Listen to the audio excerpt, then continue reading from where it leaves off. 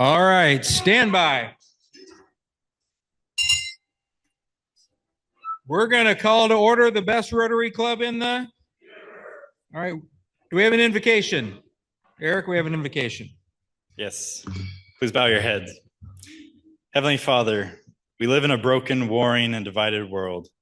Use us to bring light and peace where there is hopelessness and fear. Lord, make us instruments of your peace. Where there is hatred, let us bring love. Where there is injury, pardon. Where there is doubt, faith. Where there is despair, hope. Where there is darkness, light. Where there is sadness, joy. Where there is division, unity. O Divine Master, grant that we may seek not so much to be consoled as to console, to be understood as to understand, to be loved as to love. For it is in the giving that we receive, it is in the pardoning that we are pardoned, and in the dying that we are born to eternal life. Amen. And Pledge of Allegiance. I pledge allegiance to the flag of the United States of America and to the republic for which it stands, one nation under God, indivisible, with liberty and justice for all. And the four-way test. Is it the truth? Is it fair to all concerned? Will it build goodwill and better friendships? Will it be beneficial to all concerned? And do we have a song? We do have a song today. And I have a bunch of grandkids. And so this is the song that we know how to do. Old MacDonald had a farm, E-I-E-I-O. On this farm he had a dog, E-I-E-I-O. With a woof woof here and a woof woof there. Here a woof, there a woof, everywhere a woof woof. Old MacDonald had a farm, E-I-E-I-O. All right, perfect. Thank you, John. And do we have any visiting Rotarians? I know we have Stephanie Hooper back here, and Stephanie has an announcement to make. Pardon me. We are pleased and blessed to have our AG here, maybe for her last time as AG, Stephanie Hooper. Let's welcome Stephanie, and she has an announcement. Okay, you probably see me one more time. The role of an AG assistant governor is a 3-year commitment, and I am approaching the end of my 3 years. And I smile, not because it's over, I smile because it was a wonderful experience, but I also smile because I am absolutely thrilled at the person who's going to replace me. And that is your very own Ruth Richardson. Ruth has got a lot of energy, and the district is very excited to have her. So I am also pleased that she said yes. All right, thank you. And do we have any guests of Rotarians? All right, seeing none, we're going to move on to a couple of announcements. One of the first ones, Tim Howland isn't here, is he? He's not hiding in the back somewhere? Got it. Well, I'll send Tim a email. I got a question for him.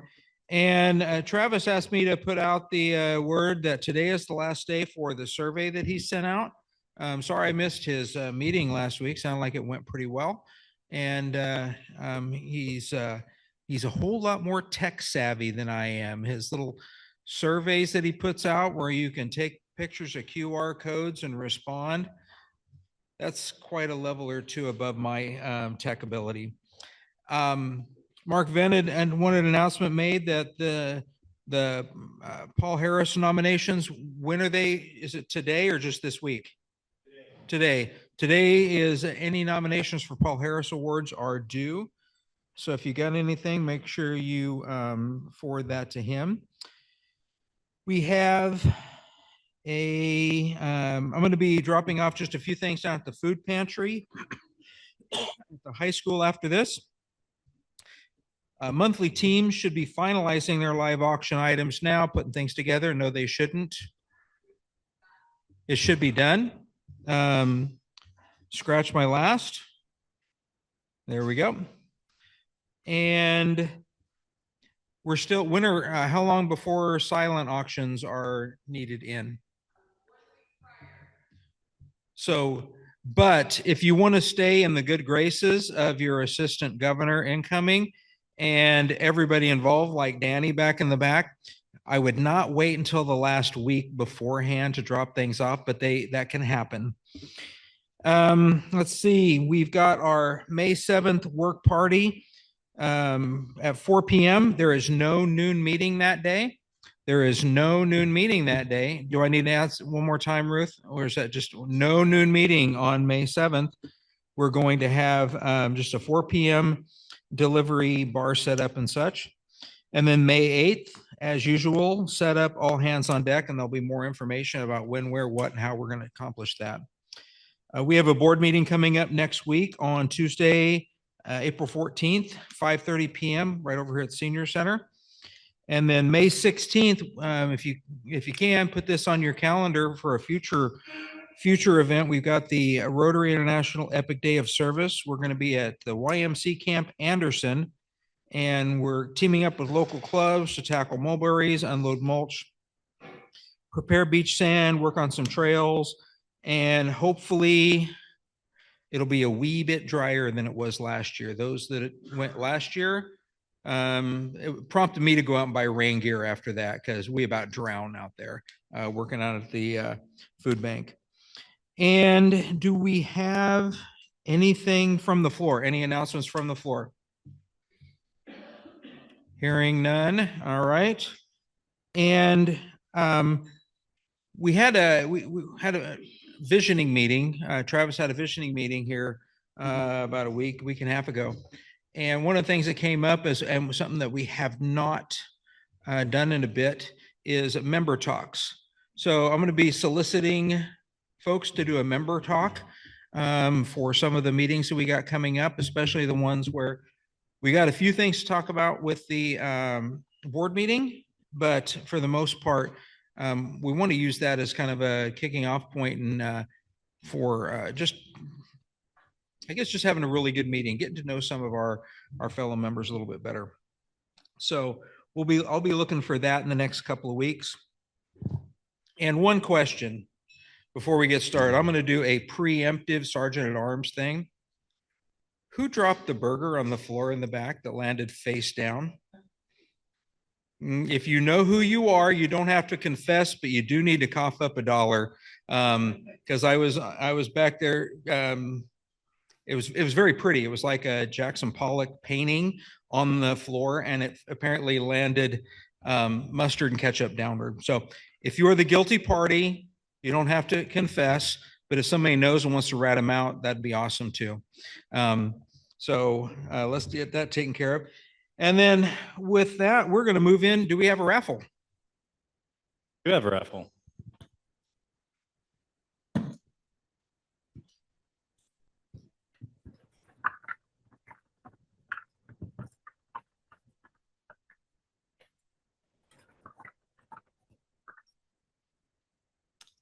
So the first number that I have is 37. Oh, so we just go hang out in the desert forever, then show up and win. That's right. Good pick.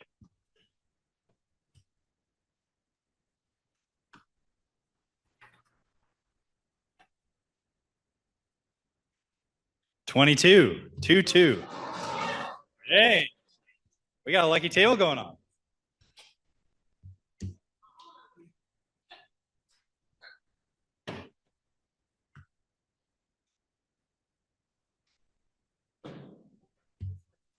Two for two on the wine.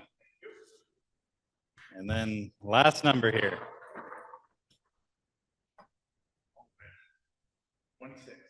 26. 26.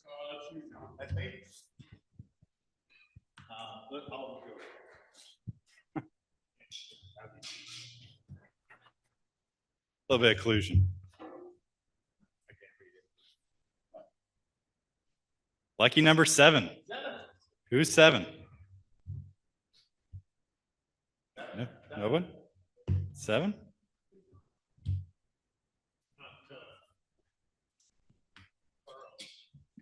It isn't Carl's there, is it? Got to be present to win. That's right. That's right.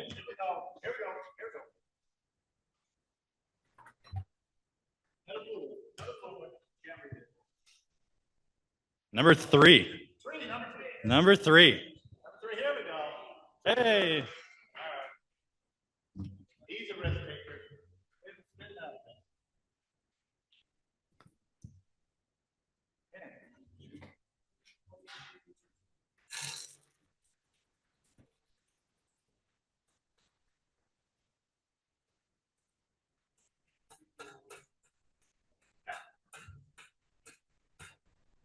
Oh. Fixed table to pay $2 each. Oh. I like your style, Steve. All right.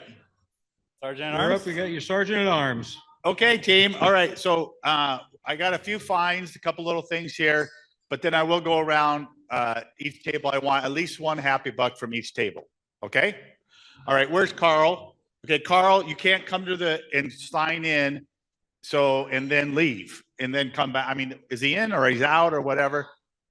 Is he coming? Well, it's too late. Okay, so you're his friend, so you pay $2 because you sat next to him. Okay, see this is how it works, right? I don't know if being called Carl's Ruth, friend. Ruth, we got to congratulate Ruth because she took on another job, right? You don't know how to say no, so would you pay $2 for her? Okay, way to go, Ruth. Take care of the Rotary for us, okay? And Mark, have you done any fishing? Yes. Okay, that's $2. You right for having a good time? You want to talk about it all? Just pay, okay? And Rich, you throw anybody in jail recently? Okay, that's $2 right there. That's worth something, okay? All right. And Mike. Okay. When you listen. When you have a whole bunch of young people that you're in charge of because you have a daycare, right, center. Have you lost any recently? No. Okay, hey, that's a happy buck. Couple bucks right there. Okay. All right. Anybody with happy bucks? I do have a happy buck. I'm going to start out. Yep. Go ahead. We're going to go around and have some happy bucks. Okay. I'm going to do a happy 100. And I'm happy because our friend and fellow Rotarian Joellen is now the mayor of Sedro Woolley.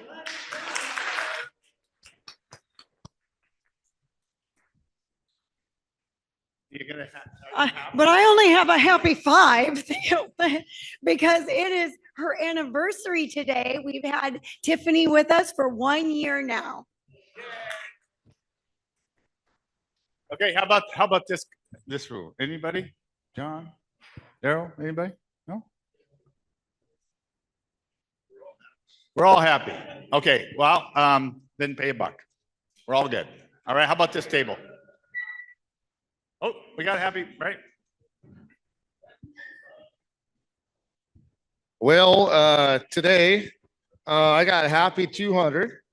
So this is from Christine and I.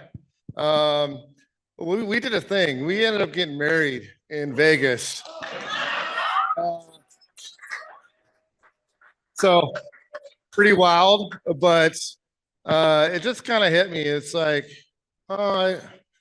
yeah, hey, she's an amazing woman, and I can't believe that I have a chance to have fun with her this whole last year. We had so much fun, and I'm very happy. Do you want any of this? You sure? Well, thank you. Okay, that was a happy buck right there. And you are a smart man.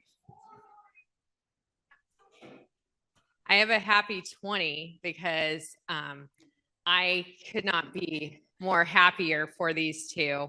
I knew it was going to last year at installation because they came together, and I've never seen Christine so happy as I saw her that day. And then Dan, I've never seen him look so proud to be with someone. And I thought to myself, they are going to get married. And I have been asking Christine for months when it was going to happen. Of course, I didn't get an invite, but that's okay.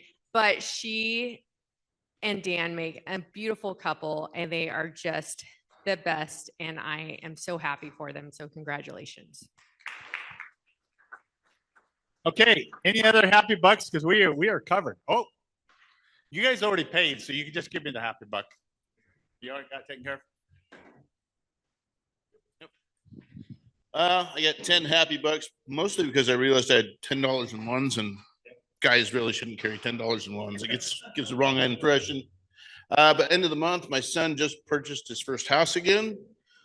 I say again because he purchased it the first time in Alaska, got transferred a couple months after he bought it. So didn't really get to enjoy it. So end of the month, I'll be driving or flying to Georgia and moving him.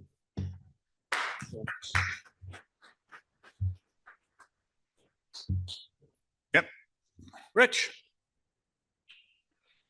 Well, I've got, what's left of the 20 happy bucks. We just got back from 2 weeks in Puerto Vallarta. No one shot at us. And, but I did see a lot of police officers down there. Glad you're back, Rich. Okay, I have a happy buck. Janicki Industries is really exploding. We have a lot of stuff going on. And we had a hiring fair on Friday. 250 people came in for the fair, and we made offers to 60 people on Friday. So there you go. All right, if that's it, we are going to move on to early leavers. And if you want to slink out the back door, and drop off a couple of bucks, that would be nice. And I'm going to have Ray come up and kind of introduce himself a little bit and talk about Skookum Kids. Ray, it's all yours. And you can pull this mic if you want to wander around. Or thank you. Well, it's great to be with you. Thank you for the opportunity to join you for a club meeting and chat with you. My name's Ray. I'm the founder and CEO at Skookum Kids, which is a foster care organization based here in Western Washington, serving kids and families all up and down the I-5 corridor. This summer will be our 12th anniversary. I'm originally from North Carolina. I grew up there. Spent some time in New York. When I moved here for work. I met my wife here, and we decided we were going to put down roots. And when we decided that this place was going to be our home, I suddenly took an interest in the community in a way that I hadn't previously in other places that I'd lived. Started going to stuff that I'd never cared about before, like neighborhood association meetings and things like that, And at a neighborhood association meeting, I just sat down at the same table with a woman who had worked her entire 40+ year career in child welfare. She'd done everything from investigations to adoptions to everything in between. And I just started asking her questions. Like, oh, that sounds like an interesting job. What is it like? What's hard about it? Just sort of like you do, And we sat there and talked for 15, 20 minutes maybe. And she had a list of things that she thought someone should do. Said, what we really need is, and she had a bullet list. And I said, it sounds like you know what you're doing. If you'd like, I can build a website for you. And she said, great, let's do that. And we made plans to meet at a coffee shop. And I brought some friends and she brought some friends. And that became the founding board of Skookum Kids. And not unsurprisingly, the list of things that she wanted someone to do is the list of things that we have gotten into since then. The thing we're probably most known for is we operate an emergency shelter for kids who are coming from somewhere unsafe. And they are headed usually, and not always, but usually into foster care.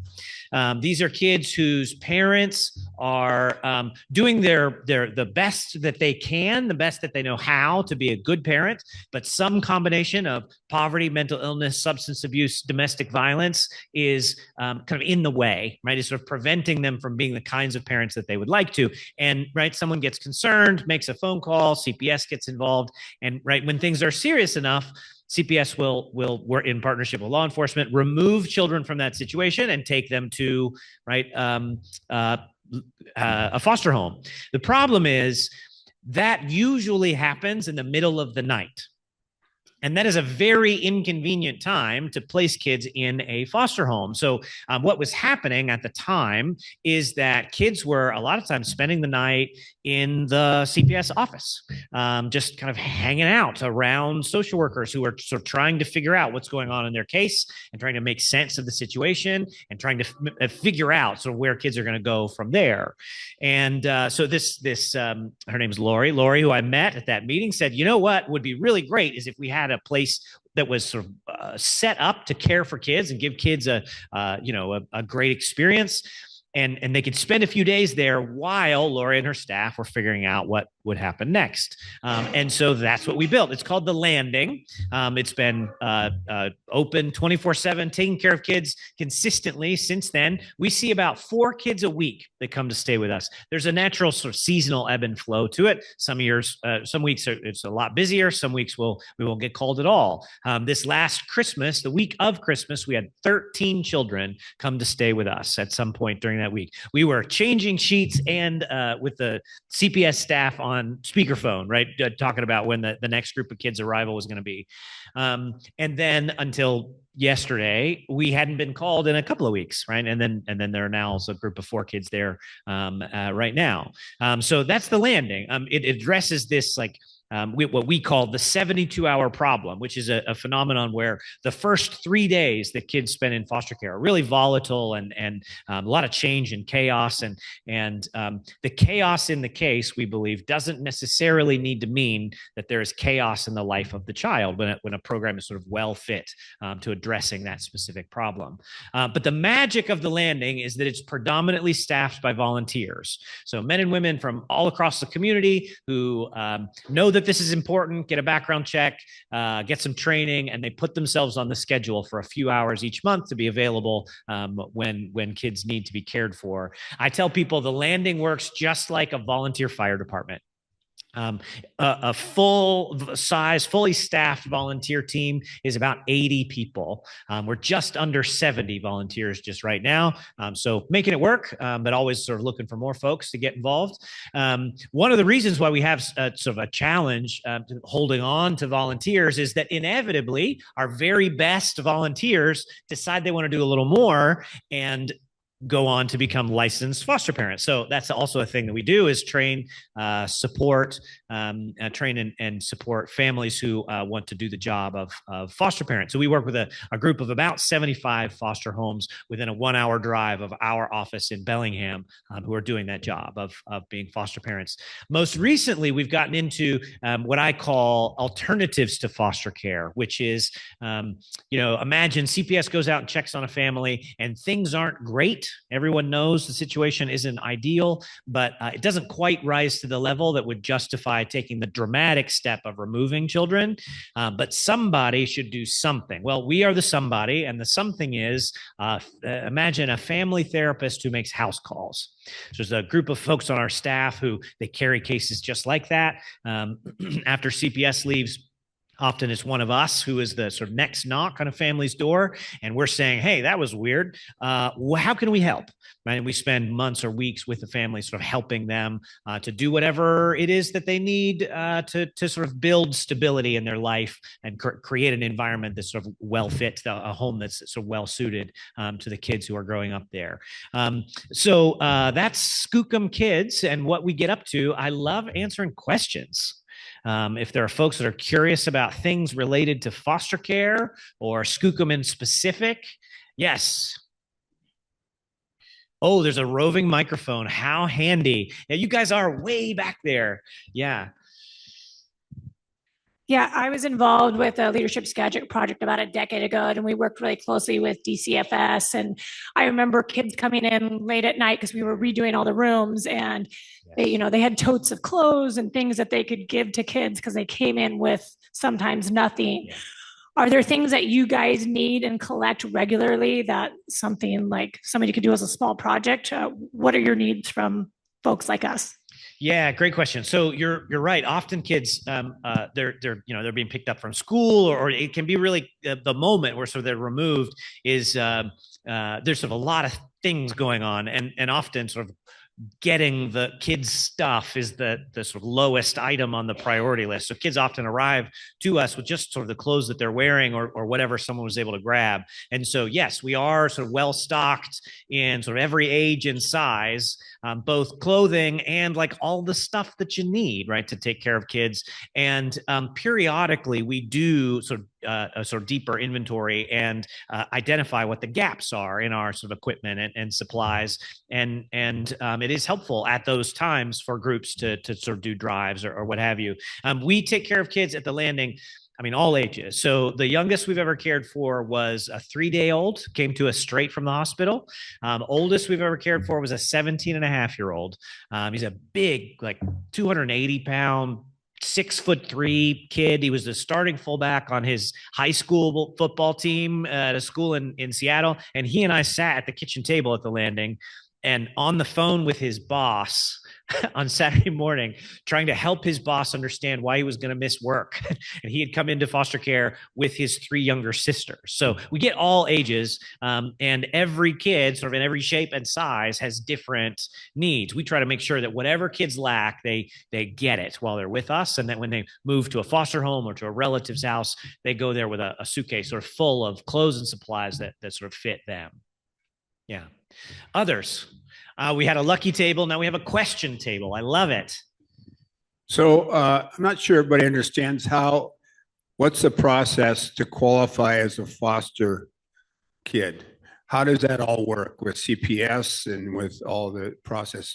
When you say 3 days old, how did that happen so quickly, sort of a thing? Yeah. So kids enter foster care because there is a credible sort of reason to believe that they are going to be mistreated, right? Often that is because they have been mistreated in the past and the circumstances that allowed for that to occur have not changed.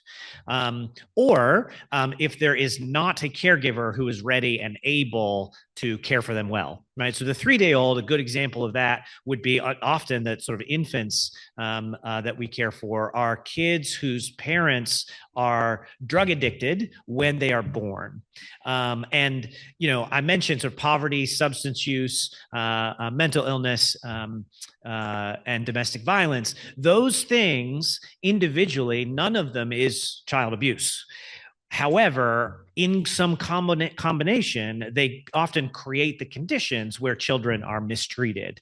In our state and most states, the vast majority of kids who are coming into foster care, the reason why they're coming in is neglect, not abuse. It's about 9 to 1. So nine kids sort of are at risk of or have experienced neglectful treatment for every one who has experienced physical or sexual abuse. So it's much more common, the situation where like a parent is really sort of doing the best that they can and just struggling given sort of the dynamics of their life, substance use, mental illness, poverty, et cetera. And so because of that, they are sort of not living up to the role of parent like they would like to and like their children deserve. And so that's why CPS typically intervenes and removes a child and brings them to us. Yeah. Yes, sir. Where's your funding and how many days you got? Great question. So there's about 30 staff. We have a bunch of roles open right now. We can commiserate about that particular challenge. Hiring, one of my least favorite things to do. It's just hard to do well. So we've got a bunch of roles open right now. Some of that's because we're growing. So that job I was talking about, the sort of family therapist who makes house calls, that program is in very high demand. And so we're trying to grow the team. So adding a couple of clinicians there. So about 30 staff, budgets, it'll be two and a quarter this year. And where does the funding come from? So about 2/3 of our funding is philanthropy. So individuals, churches, businesses, service clubs who know that this is important and decide to support it. And then the rest, so about 1/3 of our funding comes from a series of contracts we have with the state of Washington to do different parts of the work that we do. Our contract for the landing, for example, right, the emergency shelter pays $22 per child per night. So you can imagine, right, to fully staff and stock an emergency shelter that's available 24/7 costs a little more than $22 per child per night, right? Hence the role that philanthropy plays. Yeah. Others? Out of curiosity, I have a question. I know that in 2021, Washington State passed the Keeping Families Together Act. And while that was well intentioned, I know that there's a lot of conflicting evidence as to whether or not that is a effective law that was passed and possibly needing changes to it. Have you guys experienced anything as far as the enactment of that? Like, have you observed how kids are taken out of the home, or even rather left in homes or situations that they probably shouldn't be left in? Yeah, so I am familiar, House Bill 1227, and the sort of fix or sort of clarification that came right about a year later, which was 6901. I don't remember the number exact, something like that, right? It starts with a 6, which I think was a useful improvement.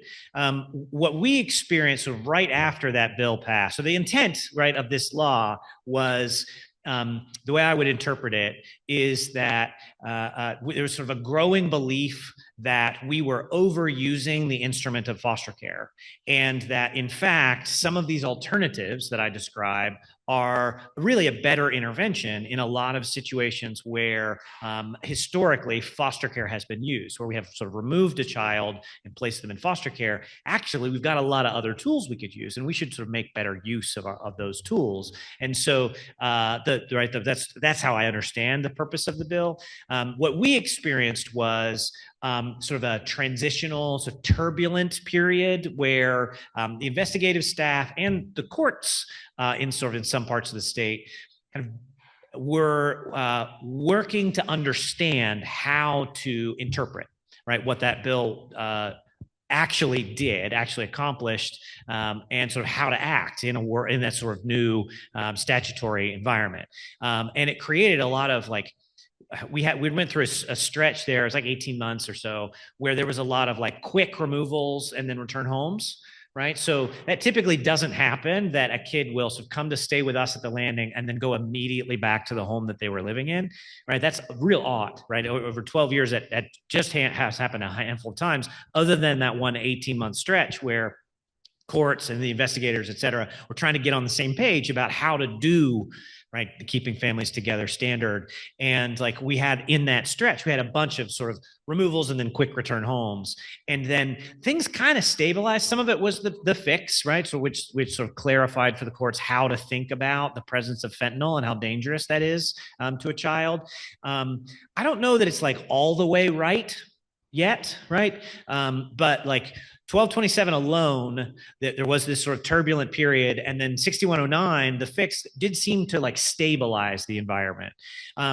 If I have a regret about sort of that sort of advocacy and sort of that sort of policymaking season, it was, I was saying at the time, and no one was listening, that if we're gonna reduce how much foster care we're doing, we should at least simultaneously increase the availability of these alternatives. And we didn't do that. We changed the statutory framework and then just assumed the provider network would sort of bloom on its own. And we're working as hard as we can to sort of grow our program that offers those alternatives. And it's hard to do. Like, it's hard to grow. It's hard to find talented, skilled clinicians to do that job. And it is, I think, those are in the incorrect order. Like, I wish we had grown the provider network and then changed the standard, and we sort of done it in the other order. Yeah. We cover, each of our programs is somewhat different. So the landing takes care of kids from the entire I-5 corridor. So about half the kids it's based in Bellingham, that's where our offices are, but about half the kids that we care for at the landing come from Snohomish County. Right. So it's the Everett, that sort of metro area. A lot of kids from Skagit, a lot of kids from Whatcom. And it's not uncommon for us to get kids placed with us from as far away as Kent or Tacoma. And, with a short stay program like that, it's actually pretty reasonable to travel a longer distance. Kids are, right, it's a transitional facility. Kids will be there for a shorter period of time. Longer stays are different. So our licensed foster homes and our alternatives, we pretty much work within a 1 hour drive of our office. 1 hour if you kind of squint, you know, it's like we get down into Island County, you know, we sort of push the boundaries just a little bit. One of the roles that we're hiring for actually is we're hoping to find an in-home services clinician that is based in either Skagit or Snohomish, because we get a lot of demand from the counties sort of just south of Whatcom. It's sort of a little bit different for each program, but the I-5 corridor is how I like to describe it. Yeah. How long is the typical stay? So kids are at the landing for, it's approximately a week. The terms of our license read 72 hours, not counting weekends and holidays. So the most common stay is arrival after the close of business on Friday. They're with us all weekend, and then the clock starts on Monday morning, right? So they're with us Monday, Tuesday, Wednesday. They're having dinner in their new foster home on Wednesday evening. It would be a shorter stay if they came to a sort of midweek. It would be slightly longer if that was a holiday weekend. Yeah. So for the most part, are siblings kept together?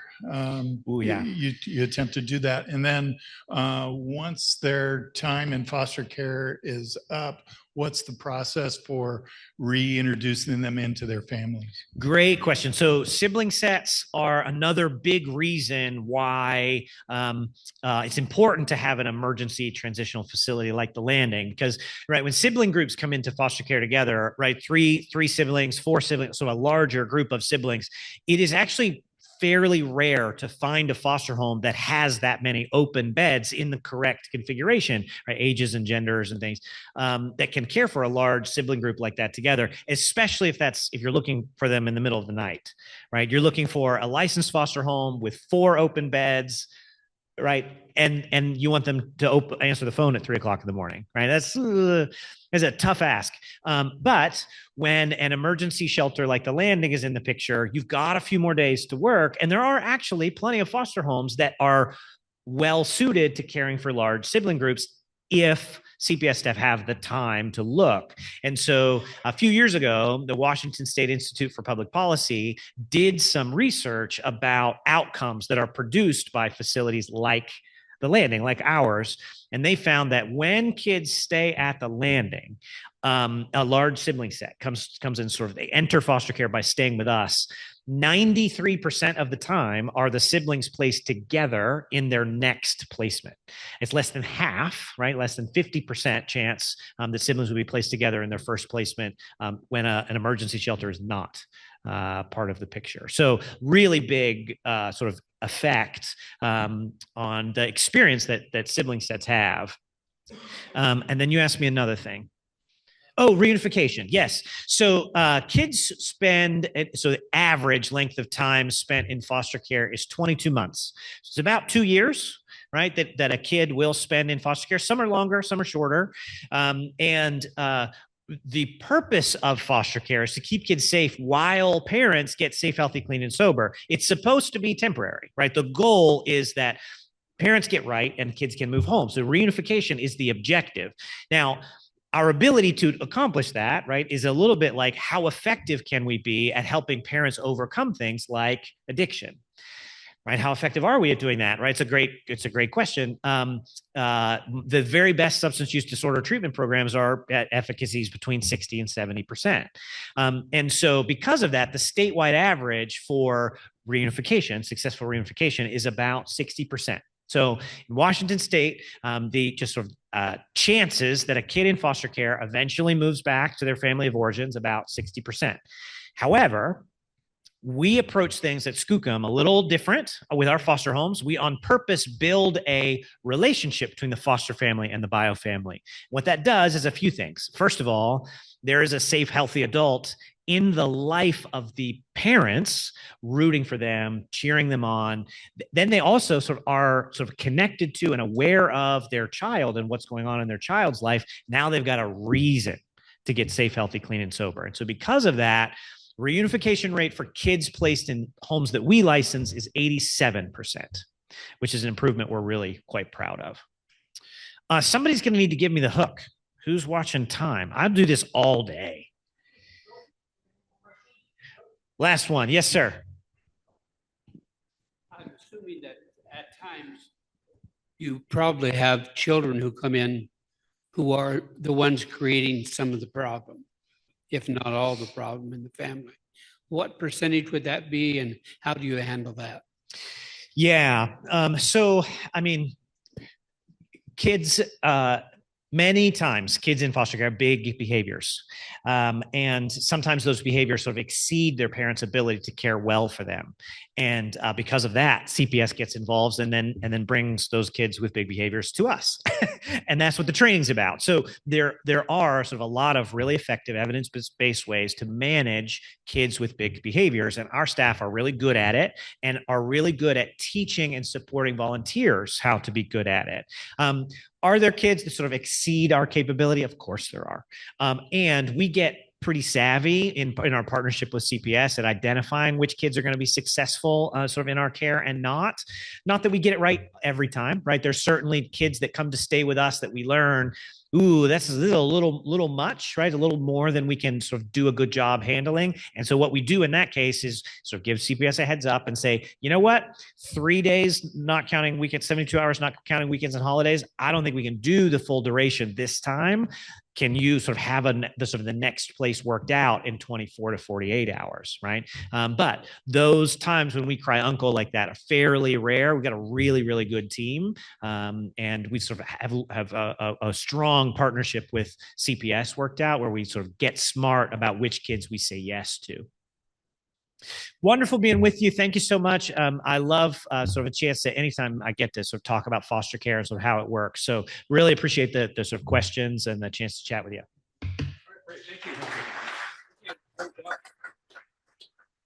All right. Thank you, Ray.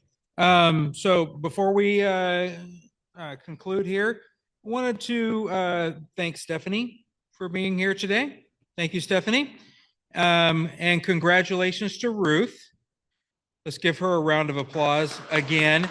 We already knew this was coming, but you know, and we got Dan and Christine. Let's give them a round of applause too. Once again, congratulations. Was there somebody dressed as Elvis involved in this wedding, or was no? Oh, that's not. Oh well. And finally, congratulations to our new mayor, Joellen. Congratulations, or commiseration, not sure which it's going to be. It could be, you know, you never can tell. Once you start taking the reins of something, I don't know if that's good or bad. So good luck on that. I hope it works out for you, but congratulations there. And if we could, let's clean up and we are adjourned.